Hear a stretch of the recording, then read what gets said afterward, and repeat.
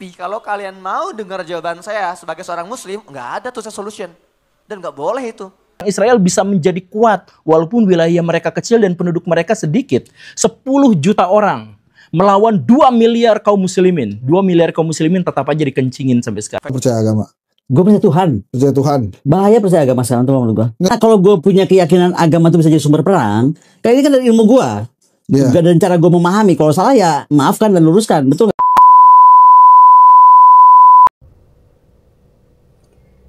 Ya, salam sobat kasih, selamat berjumpa kembali para sahabat layar kesaksian. Bapak Ibu menyaksikan cuplikan video di depan dan apa yang dikatakan oleh Mas Husein Gaza tentang pembelaan dirinya terhadap Palestina benar saja atas nama agama, bukan atas dasar kemanusiaan. Ternyata Mas Husein Gaza ini yang berkuar-kuar tentang kemanusiaan selama ini, saya menduga itu adalah suatu kebohongan besar, karena faktanya mereka-mereka ini membela Palestina atas nama agama Muslim. Lalu jawaban dari Mbak Koni, saya setuju bahwa jikalau agama menjadi sumber peperangan, buat apa? Lebih baik kita percaya pada Tuhan yang benar, yang bisa mengajarkan kedamaian. Seperti apa uraian selengkapnya? Mari kita simak video selengkapnya berikut ini. Semoga Bapak Ibu berkenan menyimak sampai akhir videonya berikut ini. Saya bertanya-tanya, kemana umat Islam? 12 tahun, 1 dekade lebih. Saya bertanya-tanya, kenapa umat Islam ini kok angin-anginan, nggak konsisten, kita nggak serius. Saya berpikir, kenapa umat Islam begitu abai dan acuh kepada Gaza itu? Terus sekarang pokoknya lo percaya agama.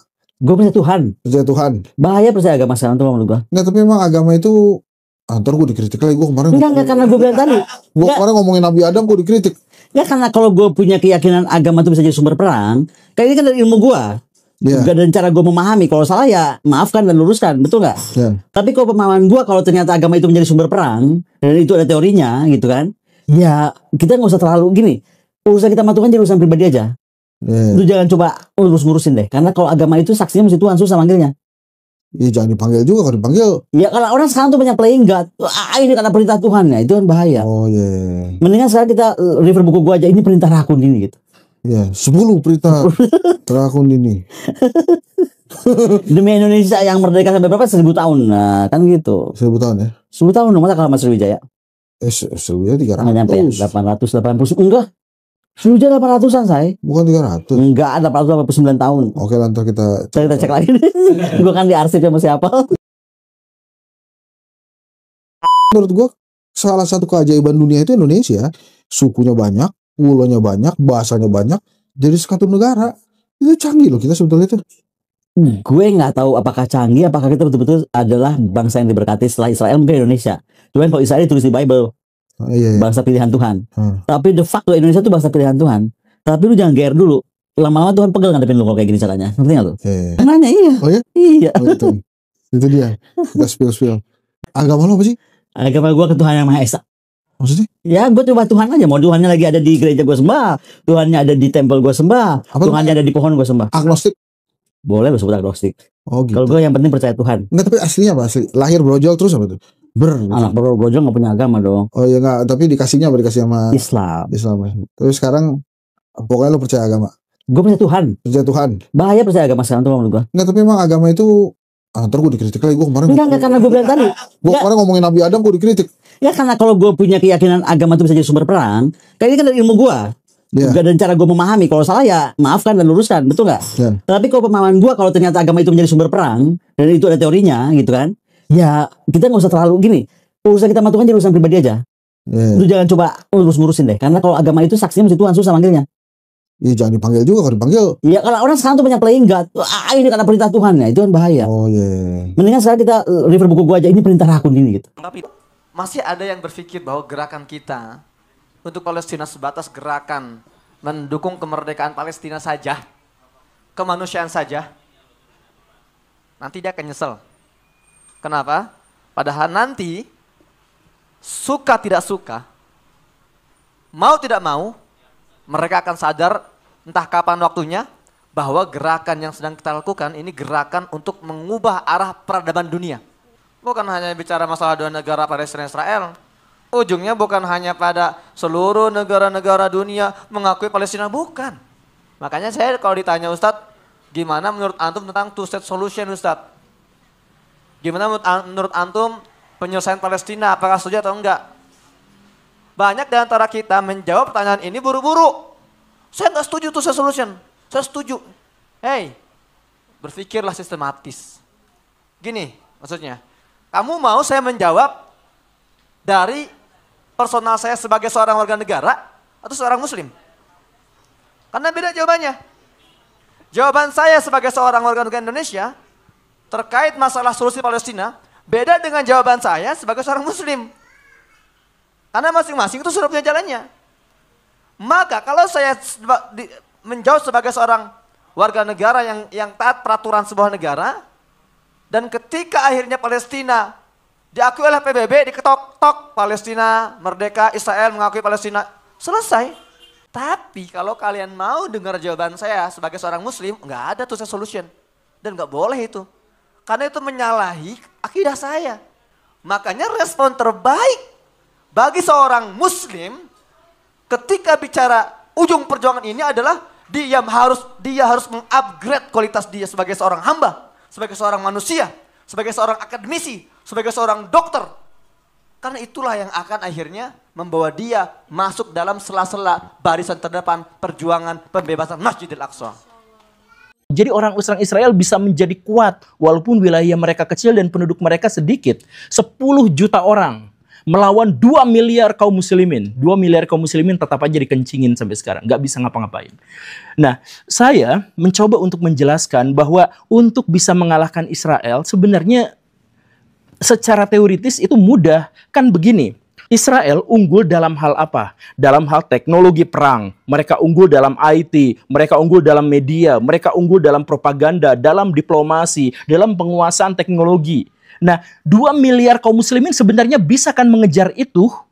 Kaum muslimin itu harusnya mengejar dalam teknologi, mereka harusnya mengejar dalam ekonomi, mereka harusnya mengejar dalam hal diplomasi, mereka harusnya kuat dalam bidang media dan sebagainya. Dan itu semua bisa dimulai dari hal sederhana, langkah sederhana, yaitu apa? Memperbaiki sistem pendidikan di seluruh dunia muslim. Kalau menganggap bahwa Israel itu jahat, anggaplah Israel itu memang jahat, anggaplah Israel itu memang penjajah, anggaplah Israel itu adalah keturunan Dajjal dan sebagainya yang harus kita lawan. Maka perlawanan kita itu harus dimulai dari mendidik agar karakter-karakter bangsa kita menjadi lebih baik. Dan akhirnya apa? Ilmu pengetahuan teknologi harus dikembangkan, kemudian matematika harus dikembangkan, kemudian seluruh sains itu harus dikembangkan, kemudian ilmu-ilmu sosial juga harus dikembangkan, psikologi dan ilmu humaniora juga harus dikembangkan, dan sebagainya, begitu kan? Tapi ketika saya ngomong seperti ini, saya justru dianggap sebagai pro terhadap Israel. Luar biasa kan? Kenapa bisa seperti itu? Ternyata antek-antek Israel, antek-antek Zionis itu sudah masuk ke lingkungan kaum muslimin dan mereka menjadi ustadz-ustadz. Mereka menyamar jadi ulama-ulama. Dan mereka kemudian mempropagandakan, menghancurkan pola pikir masyarakat muslim. Ghazul fikri, perang pemikiran. Coba. Antek-antek Zionis itu, antek-antek Israel itu masuk ke pesantren-pesantren, jadi kiai, jadi ustadz. Kemudian kiai dan ustadz itu ngomongnya apa? Ngapain belajar matematika? Itu kan nggak akan dibawa ke akhirat. Ngapain juga kita belajar kimia? Itu kan tidak akan memberikan kita syafaat. Ngapain kita belajar ekonomi? Itu kan sepenuhnya adalah ilmu duniawi. Itu yang diajarkan. Kan sekularisme itu, pemisahan antara dunia, ilmu dunia dan ilmu akhirat. Itu yang diajarkan, itu yang dipropagandakan. Dan kita semua menelannya sampai ketika saya ngajak, ayo kita belajar sains, saya dianggap sebagai pro-Zionis. Baraya, satu hal yang harus dipahami adalah bahwa kita tidak paham. Israel sudah memberikan clue yang jelas. Mereka tidak takut kepada kaum muslimin karena kaum muslimin tidak paham. Ya ayo kita pahamkan. Tapi tetap gak mau gitu. Karena ternyata ya itu. Jadi orang-orang Israel itu masuk ke dalam lembaga-lembaga ormas-ormas keislaman di seluruh dunia. Lalu obrak-abrik mereka dari dalam.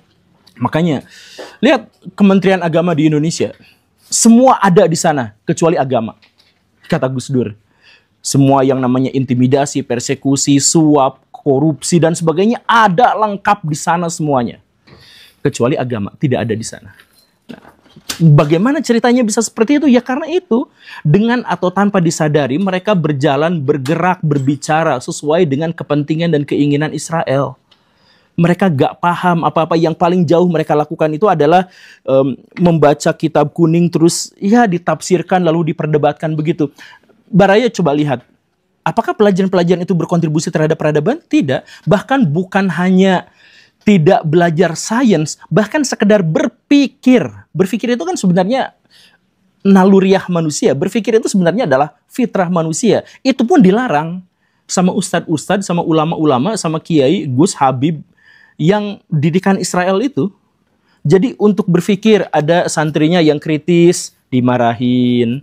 Ada santrinya yang berpikir berbeda, dianggap nyeleneh. Ada santri yang mengatakan bahwa dirinya itu bisa menjawab pertanyaan si guru, dianggap tidak sopan, dianggap kurang adab. Begitu kan? Bahkan mereka-mereka santri-santri yang sebenarnya jenius, santri-santri yang pintar dan sebagainya, itu disuruh nyembah gurunya, cium kaki, tidak boleh membantah, tidak boleh apa. Kamu kan masih kecil, kamu kan belum mengerti apa-apa, kamu levelnya masih sekedar syariat, kamu belum mengerti. Ya itu yang diajarkan kepada kita tuh itu. Dan akhirnya apa? Ketika orang-orang Israel itu sibuk untuk menata masa depannya, orang-orang Muslim sibuk untuk menghafal cerita-cerita masa lalu. Bahkan ketika cerita-cerita masa lalu itu tidak bisa dipercaya. Saya lagi-lagi ngajak, ayo kita jihad. Jihad dalam pengetahuan, jihad dalam sains, jihad dalam pemikiran. Tetapi kata-kata saya itu justru dianggap sebagai kata-kata kesesatan saking kuatnya pengaruh Zionis terhadap para ustadz, para kiai itu. Ya saya nggak akan sebut namanya, cuman Baraya pasti tahu ada di antara mereka tuh yang ngajakin supaya kalau misalkan kita ditimpa musibah, bukannya kita berpikir untuk mitigasi bencana, bukan. Tapi ayo kita berdoa. Kalau misalkan kita mau bangun masjid, bukannya kita berpikir bagaimana caranya mendapatkan uang sendiri. Mereka ngajak untuk mengemis. Bahkan ada yang secara terbuka, saya bangun pesantren, tolong minta sumbangan ke saya ya. Kayak gitu. Nggak punya duit, nggak punya kemampuan manajerial, nggak punya kemampuan apa-apa. Selain ngemis dan minta doa, hanya itu yang bisa mereka lakukan. Dan tambah satu lagi, nipu orang. Ya Baraya, ya, tapi saya ngajak kepada Baraya lah, ayo kita misalkan perbaiki diri dengan mengatakan, dengan mengikrarkan dalam hati bahwa ketika kita belajar sains, ketika kita belajar ilmu ekonomi, ketika kita belajar ilmu kimia, ketika kita belajar ilmu matematika dan sebagainya, itu adalah jihad ilmu pengetahuan kita. Bukannya itu adalah ilmu duniawi yang tidak akan berkah. Itu justru Israel bisa maju karena itu. Justru kita bisa sukses, bisa maju, bisa memberikan manfaat kepada orang lain dengan itu. Bukannya dengan memperdebatkan hal-hal yang sebenarnya juga receh gitu. Nah, itu yang diinginkan Israel yang pertama, yaitu apa? Ketidakpahaman kaum muslimin. Jadi, kami tidak takut sama orang-orang Islam karena mereka tidak paham. Dan kedua, yang ini akan kita bahas. Kalaupun mereka paham, mereka akan bersengketa, mereka akan berpecah belah, mereka akan ribut satu sama lain. Dan itulah kerjaan kaum muslimin sejauh ini. 2 miliar kaum muslimin tidak memberikan dampak yang signifikan terhadap peradaban dunia, kecuali masa lalu yang selalu mereka gembar-gemborkan. Dan ketika mereka pun akhirnya mencoba untuk memberikan kontribusi, mereka justru malah berdebat, berperang satu sama lain. Coba tandai saya, tandai kata-kata saya, benar atau tidak. Baraya lihat di Indonesia ada korupsi. Kaum ulama Gus Habib itu bungkam. Baraya lihat di Indonesia ada penambangan liar. Mereka bungkam. Baraya lihat itu jalur polisi untuk jadi tentara itu banyak suap menyuap di situnya. Mereka bungkam. Semua kemaksiatan mereka itu bungkam. Bahkan misalkan ada penambangan, mereka bukan hanya bungkam, mereka ikut-ikutan di situ. Bahkan membenarkan itu. Begitu kan? Itu yang terjadi. Tapi sekarang Baraya coba ya. Baraya berbeda pendapat dengan mereka dalam hal sejarah aja. Mereka akan habis-habisan mengutuk Baraya, memframing Baraya, kemudian nyebarin kejelekan Baraya, semuanya dijelek-jelekan, semuanya di framing. Begitu. Jadi kalau misalkan ada kemaksiatan, mereka bungkam. Tapi kalau ada orang yang berbeda pemikiran dengan mereka, mereka langsung cerita, curhat. Begitu banyaknya. Ya, begitu kan? Ya banyak yang udah jadi korban tuh kelakuannya tuh kayak gitu mereka tuh. Nah, berpecah belah Dan perpecahan belah itu terkait dengan masalah-masalah apa sih? Masalah yang remeh-temeh juga, masalah kuburan itu boleh disemen atau tidak, masalah anime itu boleh digambar atau tidak, masalah gitar itu boleh dimainkan atau tidak, masalah suami itu boleh menyentuh istrinya setelah berwudu atau tidak, masalah wajah wanita itu aurat atau tidak, apakah Allah punya tangan dan kaki, itu aja perdebatannya. Perdebatan yang gak pernah akan usai. Nah, itulah yang sengaja mereka ciptakan untuk jadi ajang permusuhan, ajang perpecahan. NU dan Wahabi itu pecah-pecahan. Apa sih alasan perpecahan mereka? Ya karena perbedaan apakah Tuhan itu ada wajahnya atau tidak. Sesimpel itu ya, perdebatan kosong yang endingnya tuh nggak pernah kita ketahui dan nggak pernah kita buktikan gitu. Kemudian ada perdebatan antara orang NU dengan orang Muhammadiyah tentang ini Kementerian Agama dan Kementerian Pendidikan, pejabatnya dari kelompok yang mana ya, itu diperdebatkan sampai sekarang ya, kayak gitulah. Jadi terhadap kemaksiatan yang jelas-jelas kemaksiatan, soal korupsi, soal aborsi, soal apa, mereka bungkam. Tapi soal ada orang yang berpikir berbeda dalam pemikiran sejarah, dalam pemikiran filsafat, dalam pemikiran teologi dan sebagainya, itu yang diributkan habis-habisan. Makanya 2 miliar kaum muslimin bukannya bersatu padu dan menciptakan peradaban yang agung, mereka satu sama lain berperang, satu sama lain menyerang. Bahkan permusuhan antara sesama muslim bahkan lebih besar dan lebih kuat daripada permusuhan muslim dengan kejahatan. Iya, ya seperti itu kan. Nah, jadi ya makanya sekarang tandai aja Baraya. Coba kemarin yang ada pagar laut, ada yang demo mahasiswa, itu kaum ulama Habib Gus apa itu bungkam. Ketika ada pelecehan seksual di tempat pendidikan, ketika ada ya yang seperti itu juga bungkam. Yang mereka ributkannya itu adalah kalau misalkan ada di antara jamaah, di antara sholatnya itu yang kakinya tuh celananya panjang melebihi lutut atau tidak. Nah, itu yang menjadi bahan perdebatan di antara mereka tuh. Makanya orang-orang Israel pede sekali nyerang negara muslim yang manapun, mereka tuh pede. Karena ya udah, ketika misalkan saya nyerang Suriah, yang lain akan diam. Ketika saya akan menyerang Palestina, Arab Saudi akan mendukung saya. Biarkan nanti Arab Saudi berperang dengan Iran, saya mah santuy-santuy aja dan sebagainya. Kemarin waktu ngelawan Iran kan santuy-santuy aja gitu. Maksudnya ya walaupun banyak juga rudal yang tembus sampai ke Iran, tetapi lebih banyak yang dicegat di Jordania gitu ya, lebih banyak yang dicegat di mana-mana. Dan pada waktu itu Iran justru malah sedang diembargo oleh Arab Saudi misalkan. Arab Saudi nyuplai minyaknya ke Israel. Ayo Baraya, kita jihad dalam pemahaman dan persatuan, bukan hal-hal yang gak jelas.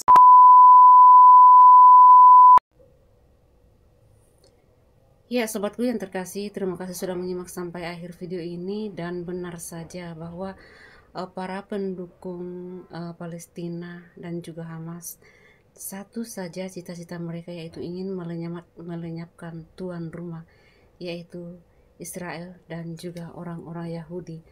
Namun sampai kapankah mereka berkata dan bercita-cita demikian? Namun kita lihat saja betapa kecilnya Israel itu. Namun seperti yang pernah dikatakan oleh Buya Syakur bahwa Israel itu adalah bangsa pilihan Tuhan, bangsa yang ajaib, dan payung Tuhan ada di sana. Saya setuju dengan pernyataan ini, dan dunia juga percaya dan menyaksikan. Namun fanatisme agama tak bisa dipungkiri untuk membela Palestina atas nama agama Muslim. Semoga kiranya video ini bermanfaat. Silakan di-share. Tuhan Yesus memberkati dan sampai jumpa.